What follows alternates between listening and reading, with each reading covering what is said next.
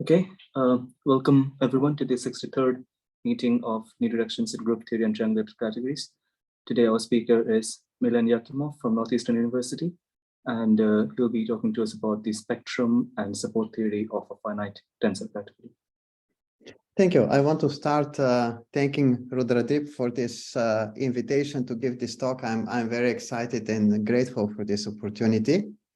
The second thing I wanted to say is that this is a joint work with Dan Nakano and Kent Vashaw. Dan Nakano is at the University of Georgia and Kent is at MIT. And Dan Nakano is in the audience. So if you have questions, he'll be able to answer them way better than me. So let me go then to the topic that we want to address. So the talk will be about finite tensor categories.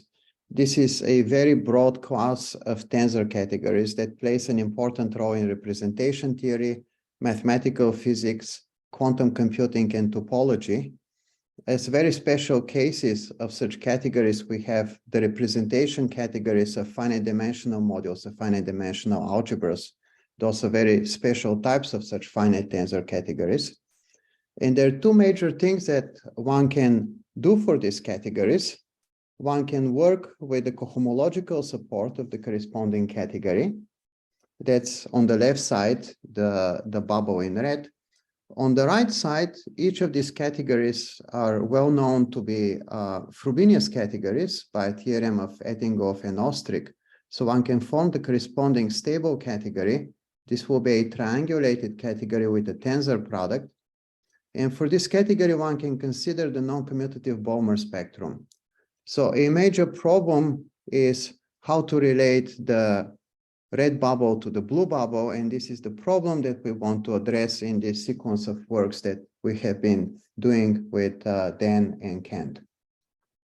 So first of all, I want to spend 5-10 minutes on the basics of finite tensor categories, so we all feel very comfortable with them. A finite tensor category is an abelian K-linear monoidal category. The base field K is supposed to be a base field, not just a commutative ring.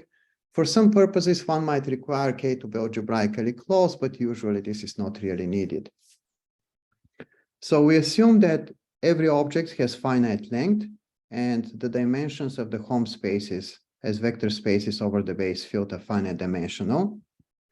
We assume that they have enough projectives. The category T has enough projectives. We assume that the tensor product is bilinear on spaces of morphisms. And we assume that every object is dualizable. It has left and right dual with some usual types of properties. We also assume that the endomorphism ring of the identity object is reduced to the base field. The term finite refers to the first two properties, and the first two properties immediately imply that there exists a finite dimensional algebra for which this is the category of finite dimensional modules over the algebra A. Important examples are the categories of finite dimensional modules of a finite dimensional Hopf algebra H, but in general, there are many examples of finite tensor categories that are not representable by a finite dimensional Hopf algebra. And like I said, there are lots of examples of these categories that come from the theory of quantum groups. There are lots of examples that people constructed independently using category theory. And this kind of objects have attracted a lot of attention because they're somehow the main playground for constructions in topological quantum computing. There are constructions based on these categories of invariance of three manifolds and not invariance. And also they play a fundamental role when one studies representation theory of various kinds of algebras. So next I want to say a few things about the properties of a finite tensor category. So first, the tensor product is automatically biexact. And this comes from the fact that the existence of duals implies that the functors given by left multiplication by an object and right multiplication by objects have both left and right adjoints. And this is for every object A because of dualizability of the object A. An immediate consequence of this is that if P is projective, then A times P and P times A are also projective objects, because one, using the adjointness, one proves that the Hopf from P tensor A to anything is isomorphic to the Hopf from P to anything tensor A star. So this proves projectivity for P times A. For A times P is proved in a similar fashion. Furthermore, if P is projective, then P star has to be injective, because the Hopf space from anything to P star is automatically isomorphic to the Hopf space from anything tensor P to 1. And furthermore, if P is projective, then P star is also projective, because the Hopf space from P star to anything is isomorphic to the Hopf space from one to P tensor anything. So this implies that T is a Frobenius category. And because it is a Frobenius category, we can form the corresponding stable category of T. It's denoted by T underline T. It has the same set of objects as T, but the Hopf spaces in the stable category are the quotients of the Hopf spaces in the original category, modulo the Hopf spaces that factor through a projective. For two objects A and B, the corresponding objects for two objects A and B of T, the corresponding objects in the stable category are isomorphic if they are stably isomorphic, if they are projectives P and Q such that A plus P is isomorphic to B plus Q, if that's in T. The stable category T is triangulated. The shift functor is simply the functor that's defined by the co-kernel of an injective envelope. And given a short exact sequence, A goes to B goes to C goes to 0, we have a corresponding distinguished triangle in the triangulated category. And more explicitly, the triangle is obtained by taking our short exact sequence on the top, looking at the injective envelope of A on the bottom, completing to the corresponding co-kernel. A is identified with A. Since I is an injective object, we have automatically a map from B to that object's IA, and then the corresponding completion here gives the distinguished triangle in the stable category.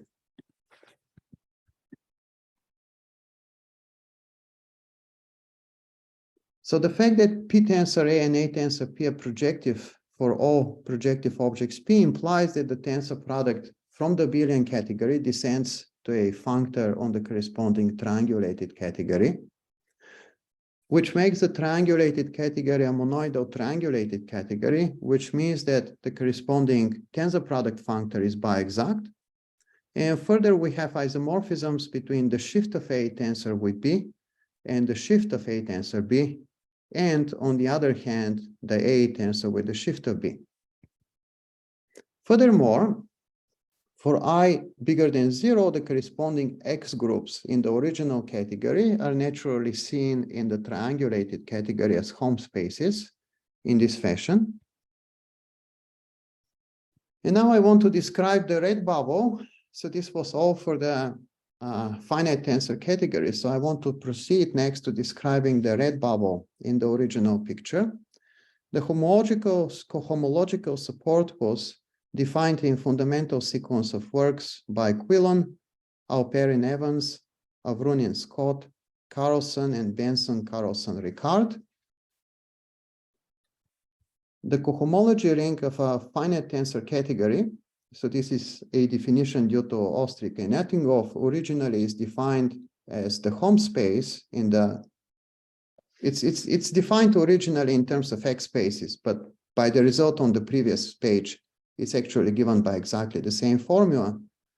So it's the direct sum over K greater or equal than 0 of the Hopf spaces in the corresponding stable category between the identity object and the shift of the identity objects. This is graded commutative because of the trick that the composition between F and G, which originally is given in this fashion, is also given by the tensor product of the maps F and G. And if we have any two objects A and B in the stable module category, then we can look at the corresponding Hopf bullet space, which is the direct sum of the Hopf spaces, where the k goes from 0 up to infinity. So this is canonically a bimodule over the corresponding cohomology ring. And we define the cohomological support, which will be a map from T to the closed subsets of the prosh of the cohomology ring to be the set of corresponding prime ideals with the property that the annihilator of the corresponding module is contained in the prime ideal P. And here in general, we will not assume that we have finite generation of this module over the corresponding cohomology ring. So that's why we chose this form of the cohomological support that doesn't use localization. I wanted to say, like, if there are any questions, please feel free to interrupt me at any point, because otherwise I will finish very quick and in 5 minutes we'll be ready to go home. So this is the cohomological support. In the triangulated picture, we have also a very easy and canonical way to define the Tate cohomological support of a module. We define the Tate cohomology ring of the corresponding finite tensor category to be simply the sum over all integers of the Hopf spaces. For the cohomology ring, we took the sum from k greater or equal than 0. Milen, there's a question in the chat. Can you have a look?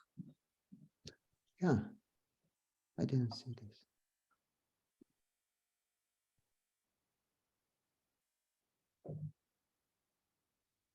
Yes, can you see the previous find on X home ISO? Yes, absolutely. Yeah. Just a second. For some reason, my computer is misbehaving and the errors still don't work. Well, so the previous slide was the slide about the isomorphism. Yes. So the X group in the original category between any two objects is isomorphic to the Hopf in the stable category. And this is true for all I strictly greater than 0. Obviously, in general, it's not true for I equal to 0 because the right-hand side is a quotient of the left-hand side.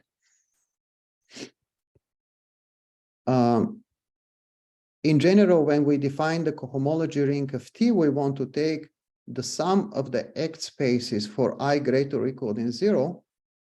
But we assume that for I equal to 0, the corresponding Hopf space from the identity object to the identity object is one-dimensional. So it cannot be quotient further. And this is what goes into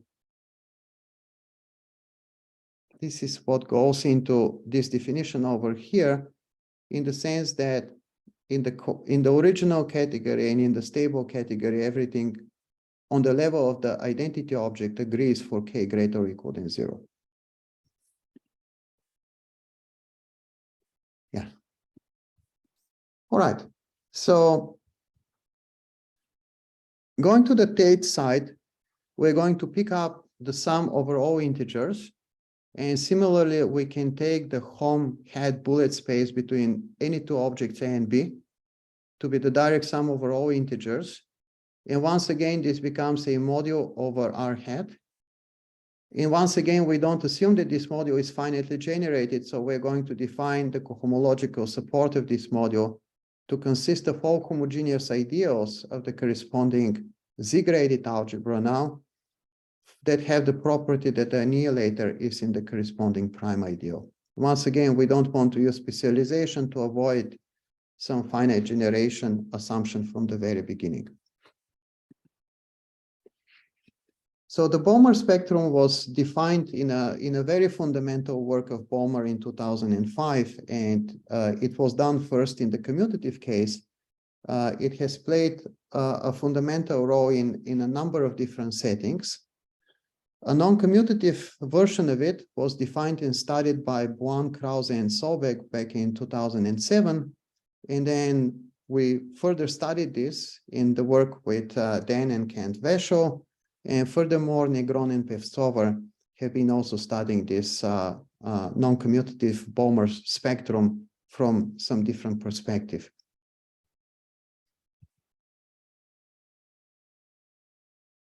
The cohomologic, wait a minute, I skipped a slide. I'm sorry, my computer completely misbehaves here. I'm sorry about this.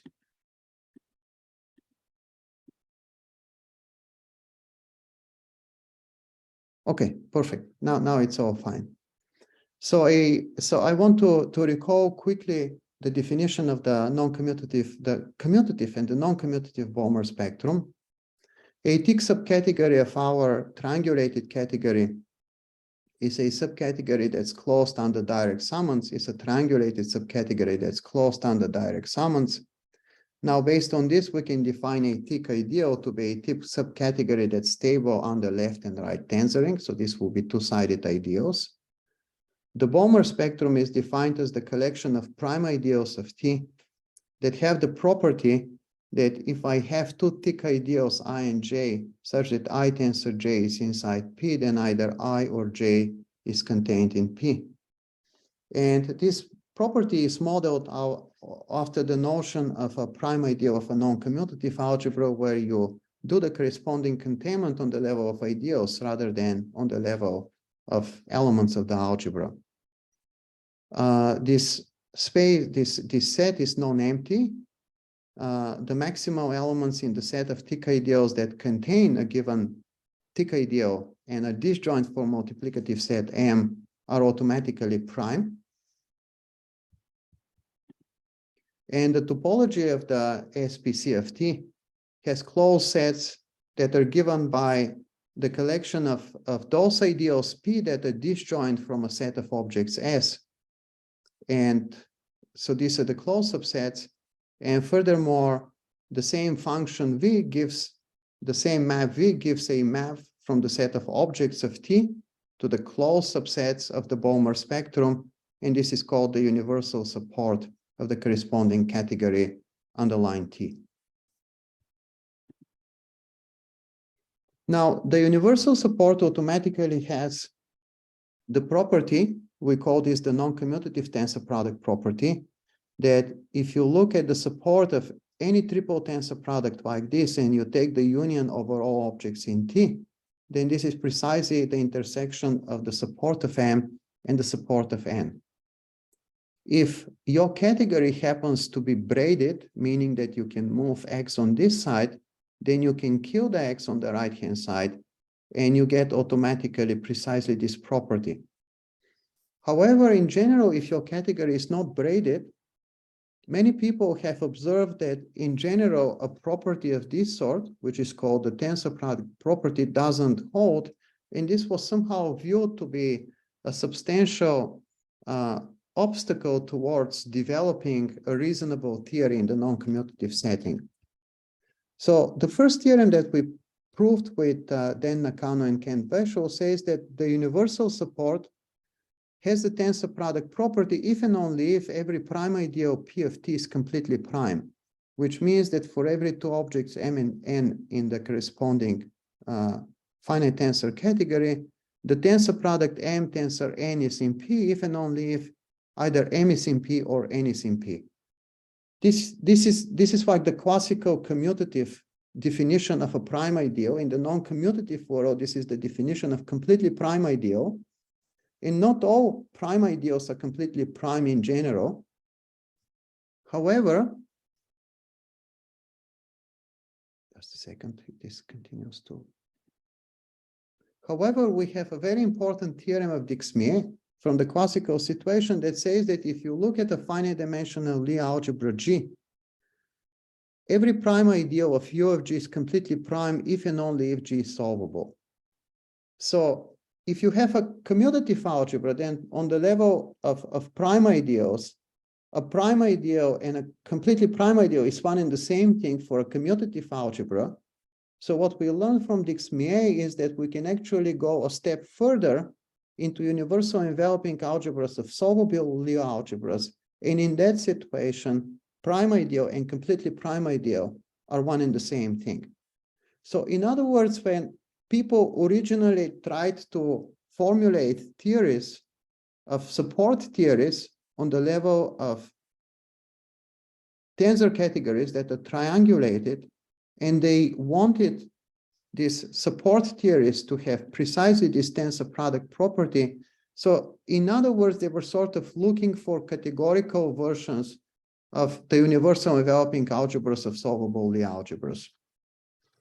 So this is the kind of thing that basically we see intrinsically from the point of view of the Balmer spectrum, that somehow it sees when a support map is going to have the classical tensor property, which is this, versus the noncommutative tensor product property.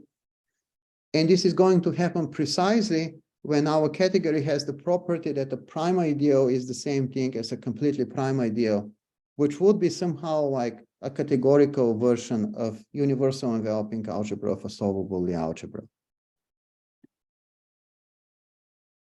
Unfortunately, in general, such a property like the top one is not known for the cohomological support, which is somehow one of the main obstacles in relating the red bubble to the blue bubble, that some of the properties that we know about the blue bubble, the universal support that's based on the noncommutative Balmer spectrum, the corresponding noncommutative tensor product property is in general not known for the cohomological support.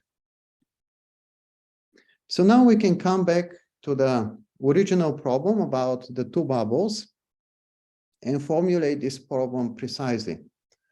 So the problem is to describe the exact relationship between the noncommutative Balmer spectrum of our stable category T underline and the Prosh of the corresponding cohomology ring. And on the Tate level, we want to describe the relationship between the noncommutative Balmer spectrum of underline T and the homogeneous prime ideals of the Tate cohomology ring. Furthermore, we want to describe the relationship between the universal support, which is this map from the objects to the closed subsets to the SPC of T, and the cohomological support that goes from the objects to the closed subsets of this Prosh. And the same thing for the corresponding Tate cohomological support. Now, there are some things that are known, but unfortunately that's very little. So a theorem of Vrunin, Scott, Friedlander, Pevtsova, and Balmer is that if we have any finite group scheme and we look at the corresponding stable module category, then we have a homeomorphism between the Balmer spectrum of this category and the Prosh of the corresponding cohomology ring. And furthermore, the two supports, the cohomological one and the universal one, coincide under this identification. Now, the thing with this theorem is that it's based on the tensor product property for the cohomological support, which in turn is based on the rank support of Carlson and the pi support of Friedlander and Pevtsova. So a key construction here is that we have a second incarnation of the cohomological support that's given in terms of the rank support and the pi support that in general we do not have for a finite tensor category that's entering in the proof of this theorem. So this basically makes it hard to simply take the methods of this theorem and try to push them further in the case of finite tensor categories. So simply, even in the case for representations of finite Hopf algebras, finite dimensional Hopf algebras, at the moment there is absolutely no version of the pi support that could be used in order to simply take the methods of this theorem and push them into the solving of this problem. Now, when the category T is not braided, unfortunately, that there are known cases where the universal and cohomological support are not homeomorphic. So there is no way we can hope that the previous theorem is going to work in general for a finite tensor category, because simply we're talking about two completely different topological spaces. And in order to deal with this,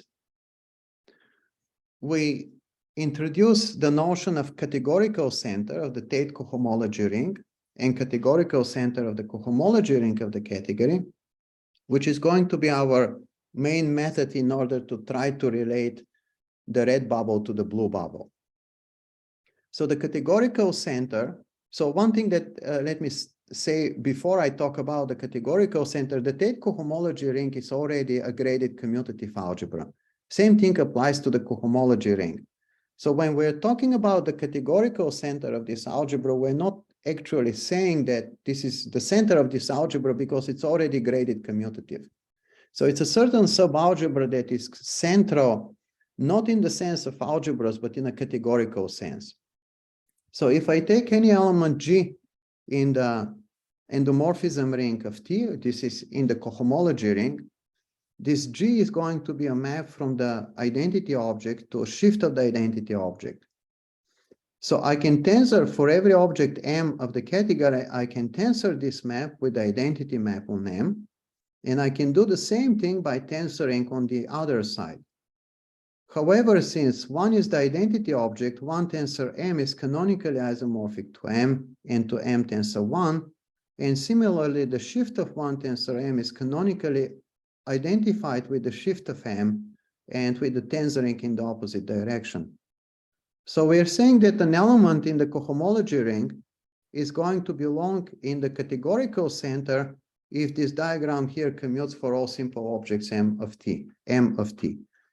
And now a key thing here that one needs to say is that if this commutativity holds for simple objects M, this does not imply that it's going to hold for all objects M, because simply working through distinguished triangles does not give the commutativity in a recursive fashion.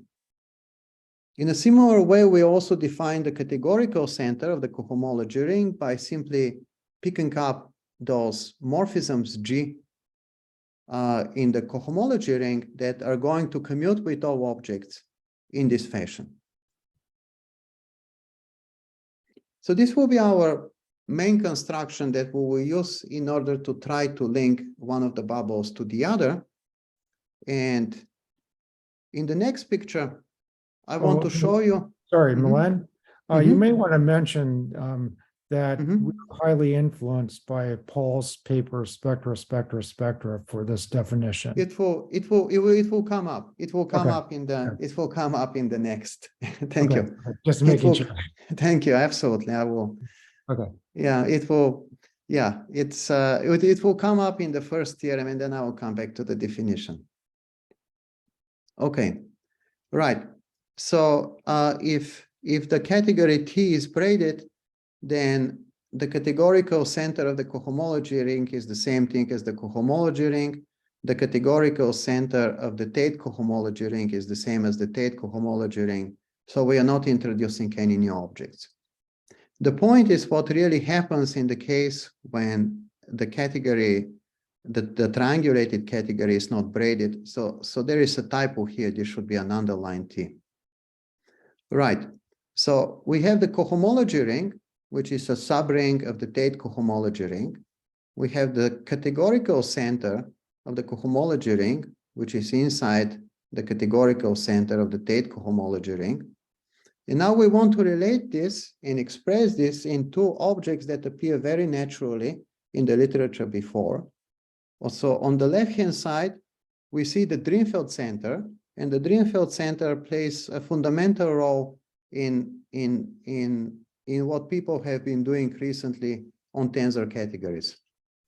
On the right-hand side, we see another construction, the graded center of the triangulated category, and that's sort of very heavily used by people who do triangulated categories. So in some way, our categorical center sits in between that. We will show on the next slide, it has a canonical way of defining in terms of the graded center, and at the same time, it sort of contains the Drinfeld center. So it's right sitting between the two kinds of constructions that were pushed very heavily in the past. All right, so the Drinfeld center, if I have a monoidal category C, I want to define a sort of category that's canonically associated to C and it's braided. So in other words, from something non-commutative, I want to form the center of that non-commutative gadget.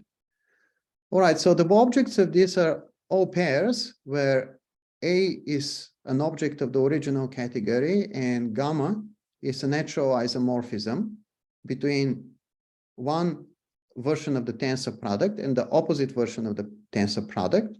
This is called half braiding. And the morphisms in the Drinfeld center are the subset, the subspace subset of morphisms in the original picture that commute with the half braiding.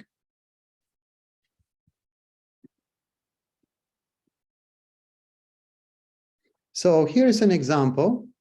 If I look at the stable module category of a finite dimensional Hopf algebra, then the Drinfeld center of that is precisely the stable module category of the Drinfeld double of the finite dimensional Hopf algebra. So this somehow gives a motivation for the notion here that we're simply recovering the Drinfeld double when we restrict to tensor categories that are represented by finite dimensional Hopf algebras. And another fundamental result is that the Drinfeld center of a finite tensor category is automatically a braided finite tensor category. Now, furthermore, the forgetful functor gives a map from the Drinfeld center to T, which descends to a map from the corresponding stable category to T. So coming back to the picture now, we have canonical homomorphism from the cohomology ring of the Drinfeld center to the cohomology ring of the original category. And the statement here is that the image is contained entirely inside the center that we just defined. And the same thing on the level of the corresponding Tate cohomologies. So in other words, our centers are not small. So this construction immediately implies that our centers are big enough so that whatever we can say about Drinfeld centers, whatever people have proved before about Drinfeld centers, we can automatically use in the case of our centers. So that's the first thing. So the next thing that I want to describe is the right part of the diagram, and it's about how our centers can be described, can be defined entirely on the level of the graded centers of the corresponding triangulated categories. Oops. All right. So if T is a triangulated category, then the graded center of the triangulated category is by definition the algebra of all natural transformations between the identity functor and the end power of the shift functor, which commute with the shift functor in a certain way. So we have two canonical injective homomorphisms from the cohomology ring of the triangulated category to its graded center, which takes a morphism from 1 to a shift of 1 and sends it to the natural transformation that takes M, identifies that with one tensor M, then applies G on the first copy here, and then again uses the identification of this with the shift of M. We could do the same thing by taking tensoring with 1 on the right-hand side. And these are the two canonical homomorphisms from the cohomology ring to the graded center. And the statement now is that the categorical center that we defined is nothing but the set of all elements in the Tate cohomology support for which the natural transformations agree on all simple objects of the corresponding triangulated category, the simple objects of T that are pushed down to the triangulated category. So this basically now going back to our picture, somehow at the heart of our work is the definition of this categorical center. So on the right of the picture, we see that the categorical center has a natural definition in terms of the graded center. And on the left-hand side, we see that it's big enough and it actually contains all the Drinfeld center and we can use the results for Drinfeld centers. So the last thing that I want to say is that in certain important situations, we can actually prove that the categorical center is actually the subring of invariance of the corresponding cohomology ring. So in other words, we have this third way of looking at this just as a subring of invariance. All right, so an object M of T is going to be called M dot trivial if the right dual tensor M is isomorphic to the identity object. And this is in the triangulated category, not in the original abelian category, the finite tensor category. If we look at the collection of isoclasses of such objects, it's automatically a group under tensoring, where the inverse is simply M goes to M star. And we have a canonical action of L on T, which gives an action of L on the corresponding Tate cohomology ring or cohomology ring. So here is an example. These are the so-called Plavnik-Witherspoon-Hopf algebras. So originally people view these algebras as counterexamples to algebras for which the cohomology theory works well in conjunction with the thick ideals of the category. And somehow one of the punchlines in our work is that actually everything works extremely well for these algebras, except that we're not taking the cohomology ring, we're just taking the categorical center of the cohomology ring. So these algebras are defined, these are Hopf algebras that are defined in the following fashion. So L is a finite group that acts on a finite dimensional algebra, Hopf algebra A. So one takes the dual of A and takes the smash product with the group algebra of L, and one dualizes that one more time. So on the level of algebras, this is actually isomorphic to A viewed as an algebra, tensor product with the coordinate ring of L. But the coproduct here is completely different from the product of the two coproducts of A and the coordinate ring. So here is where somehow the whole twist appears. So as AL modules are nothing but L-graded A modules. And the statement now is that the categorical center of AL is nothing but the categorical center of A, L invariance. And the same thing for both the cohomology ring and the Tate cohomology ring. There is a special case of this that appeared much earlier. It's the so-called Benson-Witherspoon-Hopf algebras. In this case, one takes A to be the group algebra of a finite group G. And in this situation, one actually has that the categorical center of the stable module category of the Benson-Witherspoon-Hopf algebras, this is what we see over here, is nothing but the L invariance of the categorical ring of G.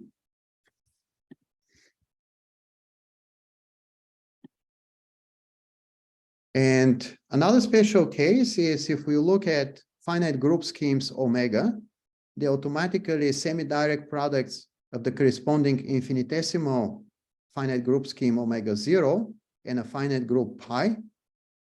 And in exactly the same fashion, one gets that in that case, the categorical center of the cohomology ring of the finite group scheme is nothing but the cohomology ring of the infinitesimal group scheme, and we're picking up pi invariance. All right, so I'm ready finally to proceed with results. And before I do that, I just want to mention somehow the main conjecture in the area of finite tensor categories is the conjecture of Etinghoff and Ostrich. It's the finite generation conjecture. So the finite generation conjecture says that if you look at any finite tensor category, the corresponding cohomology ring is finitely generated algebra. And furthermore, the endomorphism bullet of any object M is a finitely generated module over this algebra. Now, this is an extremely difficult conjecture, and at the moment there is very little hope that this conjecture can be proved. It has been done in an old and fundamental work by Friedlander and Suslin that deals with finite group schemes. And apart from finite group schemes, they're basically case-by-case constructions where one proves finite generation. And in all these situations where one proves finite generation, one is actually able to explicitly describe the corresponding cohomology ring. So in some way, we're not talking here about results that are able to somehow reach out to very wide classes of algebras where we can get finite generation without computing the cohomology. So this is something that's kind of out of reach at the moment. Now we're going to introduce actually a weaker assumption that's going to enter in our theorems, weak finite generation. And the weak finite generation is that for every object M in our category, the corresponding module and bullet is a finitely generated module over the central cohomology, the categorical center of the cohomology ring. And now, if we look back at the original diagram, the Drinfeld center was already sort of sitting inside the categorical center. So from that diagram, we immediately obtain that if finite generation actually holds for the Drinfeld center, then we immediately have weak finite generation for the whole category T. So in this sense, the weak finite generation for the category T is really a weaker version of the Etinghoff-Ostrich conjecture.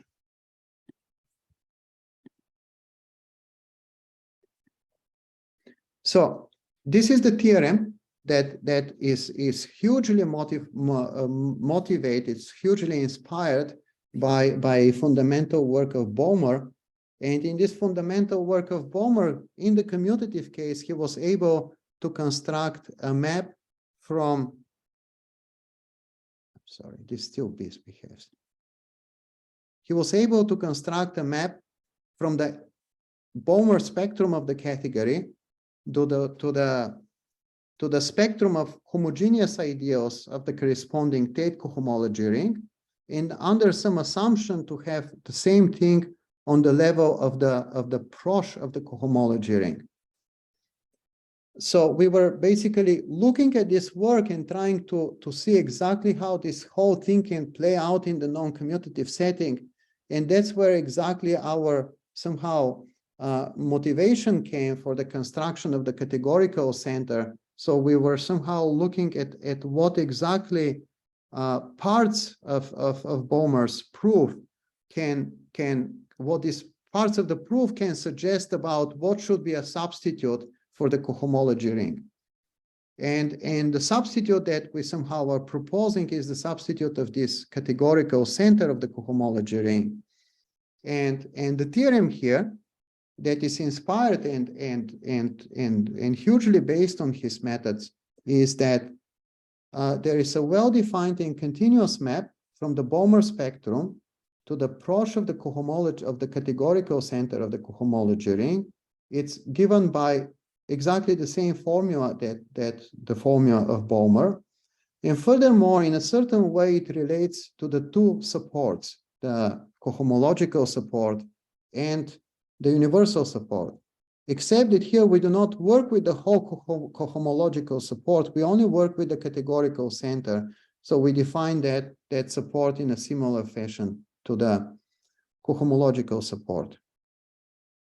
So this part of the theorem is true under absolutely no assumptions whatsoever. Now, the second part of the theorem requires that T satisfies weak finite generation, and if it does, then rho is surjective. And furthermore, the last part of the theorem says that the same kind of continuous map can be actually constructed in the case of Tate cohomology support. So now, based on this, and if the Tate cohomology support satisfies Tate weak finite generation, then the map rho hat is surjective. Now, let me jump to what one really wants to see. So our conjecture is that this map from part one is actually always a homeomorphism. Now, we don't view this conjecture as something that one can prove like for 1-2 years. We think that this is easily something that would take many years, if at all possible, if at all true. But even if it turns out to be true, there is little hope that this thing actually can be proved in general. It's just very difficult, and the only thing that's really known along these lines right now is finite group schemes and some examples.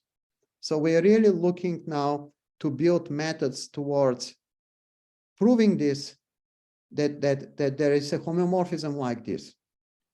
Now, we do not think that this homeomorphism would be basically proved out of thin air, that all of a sudden one would be able to actually prove that this map is homeomorphism. So our sort of strong expectation is that by looking at this continuous map over here, well, one would be able to actually prove Noetherianity of the right-hand side based simply on this continuous map and internal properties of the corresponding category. So before, the approach of Friedlander and Suslin was jumping immediately to prove that this is a finitely generated algebra.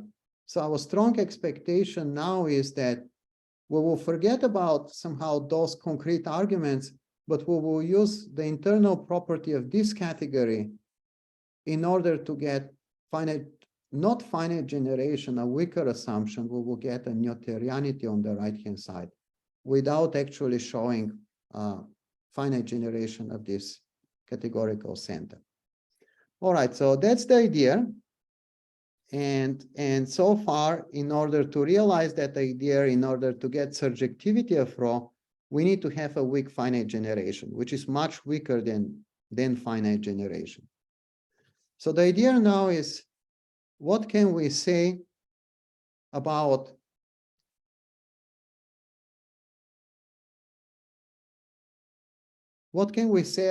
this actually being a homeomorphism? Right, so we want to construct an inverse of this map. Okay, so now we're going to assume that the central cohomological support satisfies the noncommutative tensor product property, which is this assumption here. This is very difficult to prove. In the case of finite group schemes, this was using pi support. In the case of finite groups, this was using Carlson rank support. There is no construction like this that can actually work for finite tensor category. So proving this property is hard. All right, but if this property actually holds, then we can construct a continuous map that goes in the opposite direction. It's given by some formula. And let me just show all the properties. It is one side inverse. So by this property over here, it's one side inverse. And we were sort of hoping, hey, this is an inverse and that's it, like we're done.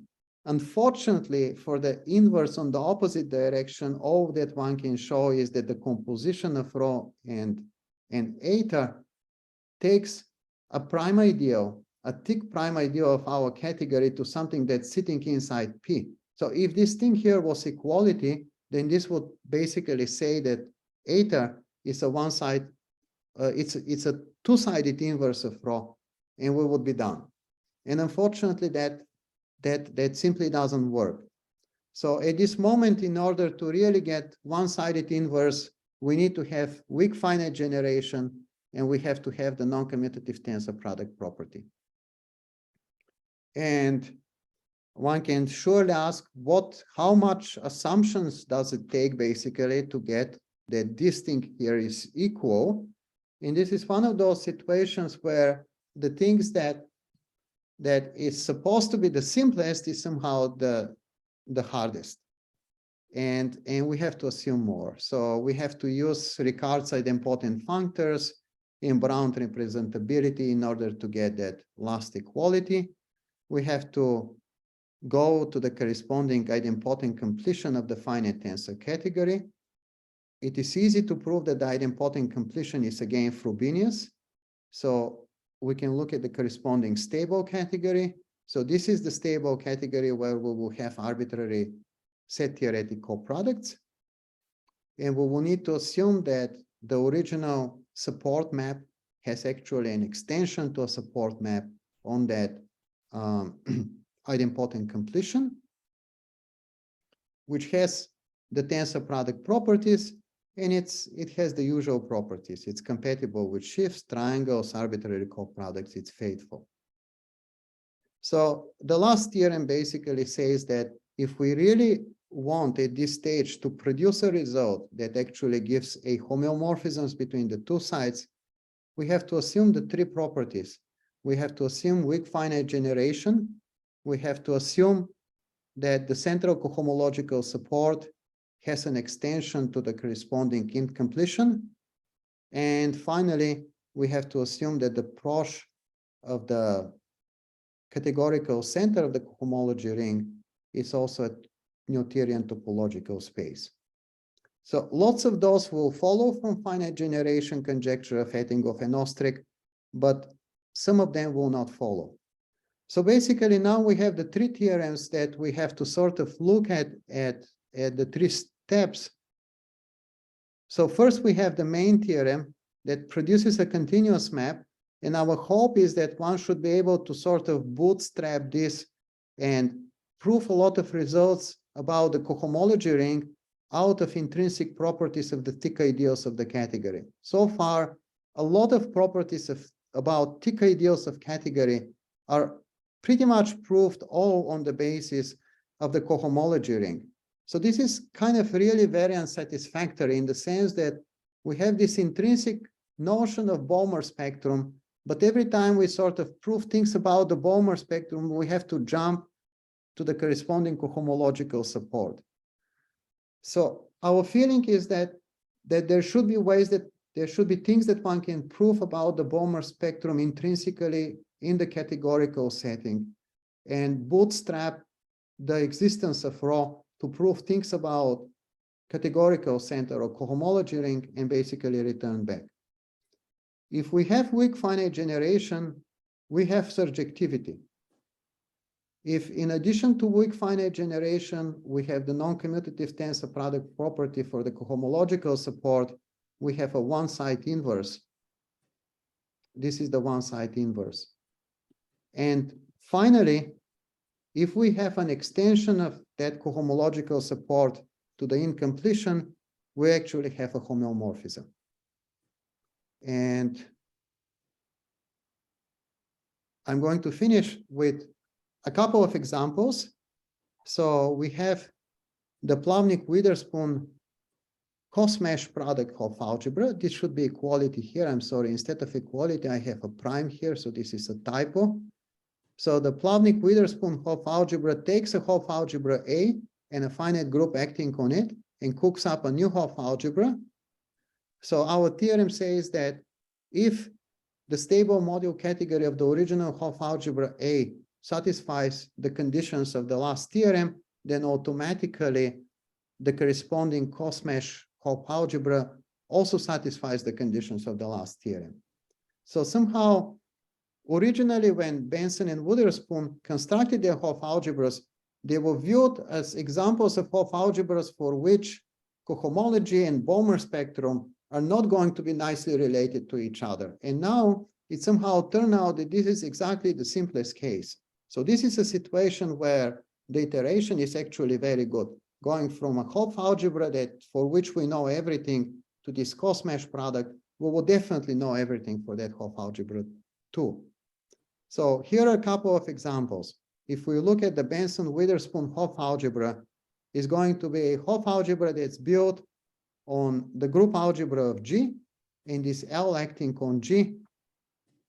So a special case we get that the non-commutative Balmer spectrum of the Benson-Witherspoon Hopf algebra is nothing but the prosh of the original group of the cohomology of the group L invariance. We can also do infinitesimal group schemes very easily if we look at an infinitesimal group scheme and the corresponding semi-direct product. We're looking at the stable module category of the coordinate ring of the infinitesimal group scheme, not the representation category of the group scheme, but the coordinate ring of the group scheme. This is a Hopf algebra that's commutative, but not co-commutative. So this is really a non-commutative Balmer spectrum on the left-hand side. And this is immediately isomorphic to the Prosh of the cohomology ring of the infinitesimal part and then pi invariance. And before this was proved in a paper of Chris Negron and Julia Pevtsova, who used methods related to hypersurface support. And in the picture, somehow this was a main example of how this notion of hypersurface support can be used. So here we're giving this as an example that it actually very naturally fits this general pattern of results where we're simply going from an algebra A to a cos-mesh product for that Hopf algebra A, and we automatically have a property that if everything works for A, then everything works for the next Hopf algebra. All right, so that's all. I'm sorry that my computer somehow misbehaved all the time, but that's all I wanted to say. Yeah, thank you. Thank you, Milen. Can we all unmute ourselves and give the speaker a round of applause?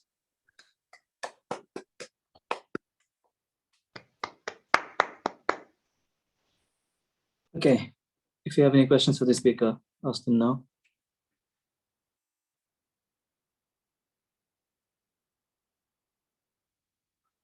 Could you perhaps just go back to the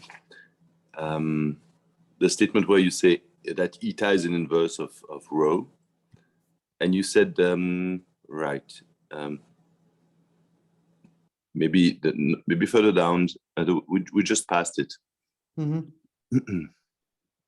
So you said that you need that the W is extended to the incompletion. With what properties? Could you repeat the properties that W has to have on the big category? Thank you. So the properties are that we have this noncommutative tensor product property. So this is the major property. The rest are somehow more naturally to verify. So this noncommutative tensor product property is, in general, without the extension, we wanted that property for objects M and N in the stable category of T. So now we want one of the objects to be in the stable category of the incompletion. So this is the major property about the extension. So it's somehow, if we think what is really hard to be checked in this last theorem is that the extension that you construct for the incompletion has this tensor product property, which is sort of a semi-infinite in the sense that only one of the two objects has to be infinite. Only one of the two objects has to be infinite. The other is a finite object. Thank you. Yeah, I see that. Yeah. Thank you. Thank you, Paul. Any other questions?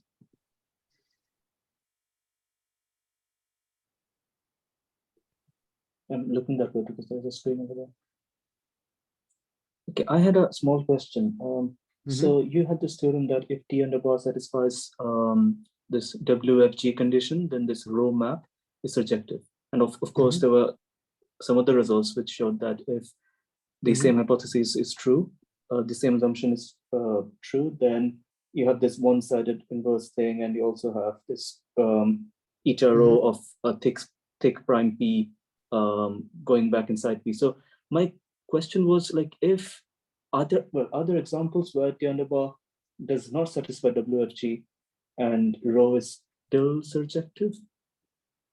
Right. So we only somehow considered the case where we work with a finite tensor category, and the Ettinger-Hofstrik conjecture, which is widely believed to be true, is finite generation. So we definitely don't have any counterexamples here, and our condition is weaker assumption.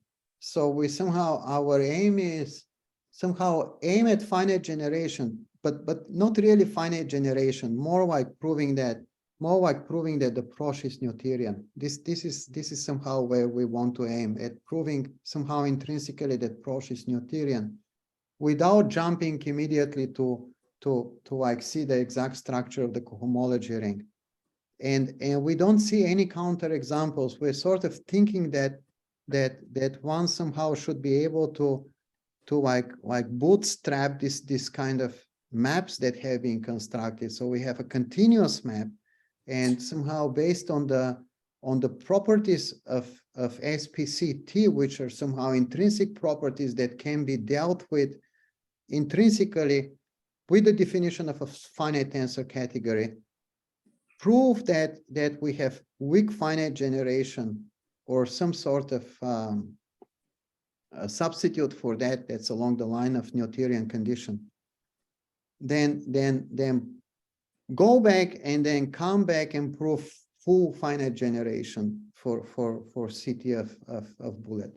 So we don't have any counter examples here. We sort of we're very happy to believe that this conjecture is true. However, the point is not about getting counter examples. The point is a lot of missing pieces in the puzzle. So somehow, like, there has to be a lot of interaction between cohomology and the noncommutative Balmer spectrum. And a lot of methods so far have been in the direction of, if you know something about the cohomology, you can say something about Balmer spectrum. We really need methods that actually go in the opposite direction. Right. And there were also, I haven't read this paper, but I just know the title. So there was this new paper by Benson, Ettinghoff, and Ostrich, where they looked at these, I think the title says something like new incompressible symmetric tensor categories and positive characteristic. So, I mean, my point is, like, how widely is this Nakano, Vashaw, Yakimov conjecture verifiable, like for given classes of T, I mean? So at the moment when Kent became a postdoc of Pavel, so Pavel was somehow very interested whether one can simply take the Friedlander-Suslin method and try to extend that to every symmetric finite tensor category.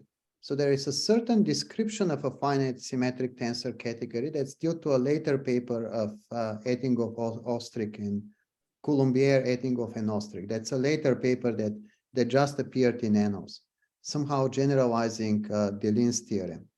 That has a certain assumption that has not been lifted. So there is no classification of symmetric finite tensor categories.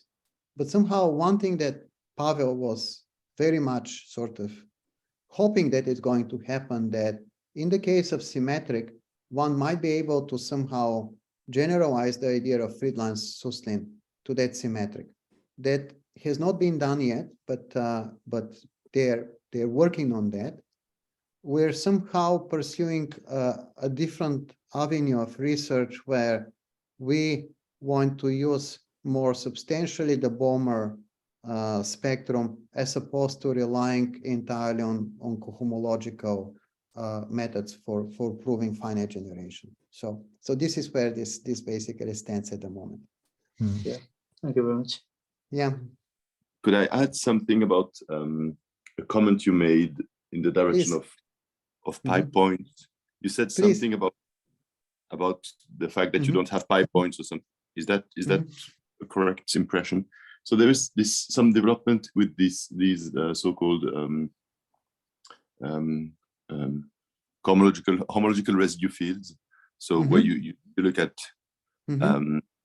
you look at modules in the sense of, you know, pre-sheaves on the compact with values in the Abelian groups, and you have a unidie embedding or a restricted unidie embedding on the big category, and then you go to some quotients which would be, in essence, which should be related to those incompressible symmetric category that Radib just mentioned.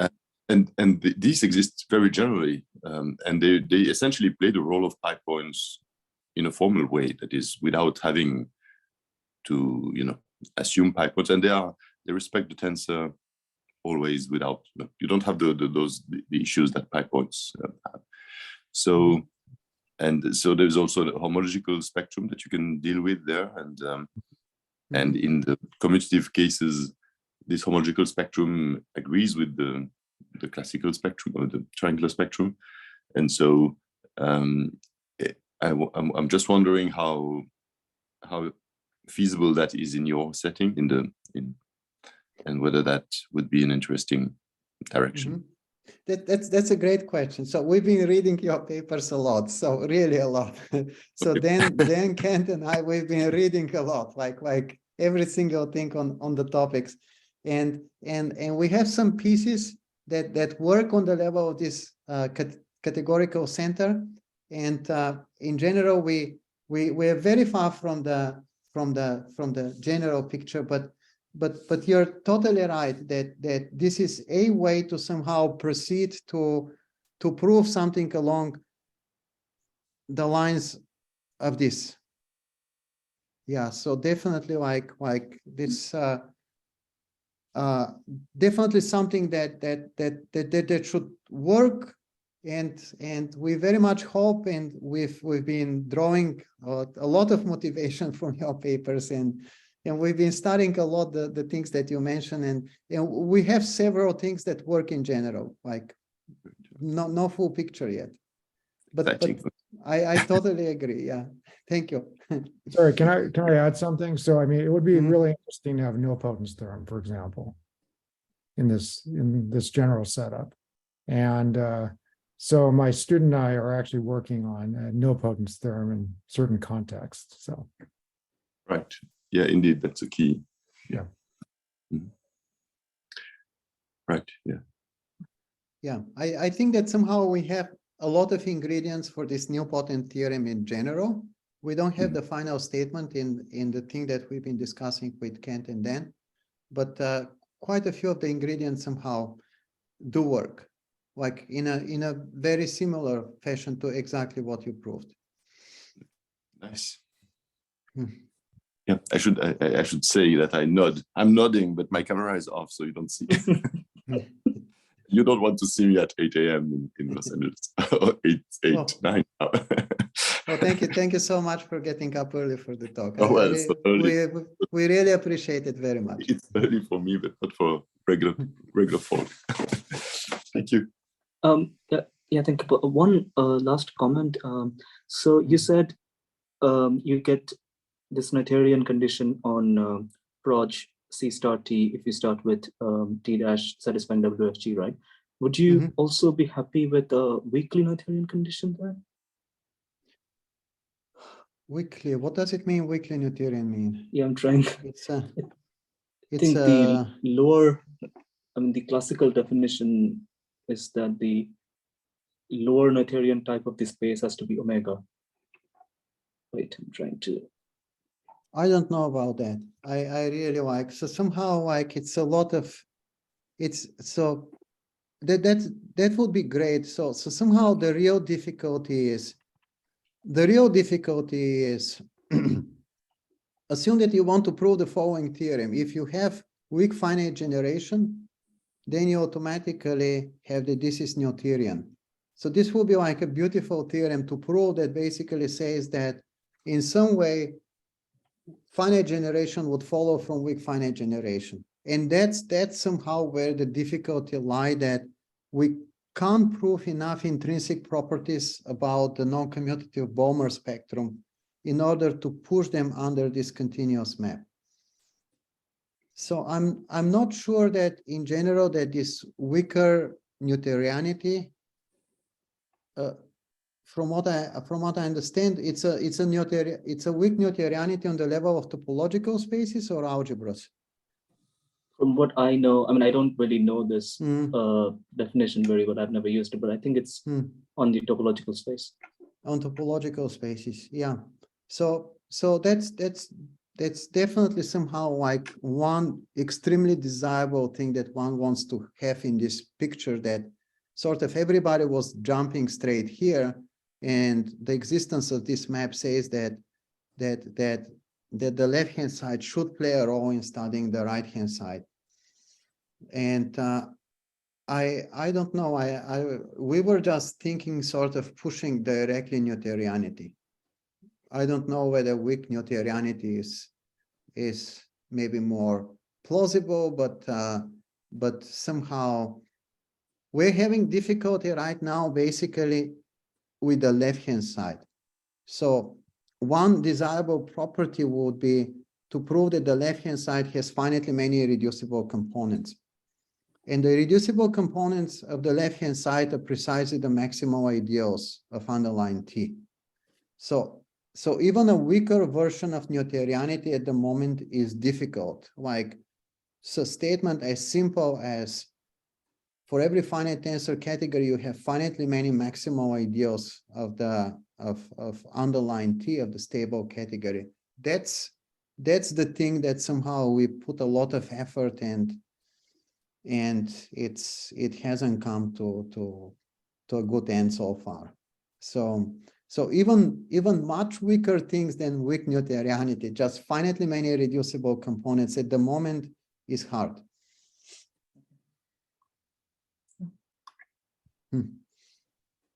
Okay, are there any more questions for Milen?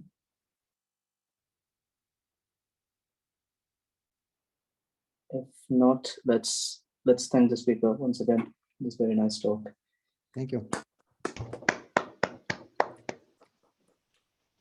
Okay, we don't have a talk next week. We'll be back the week after that. Thank you. Thank you so much for everything. Yeah, no problem.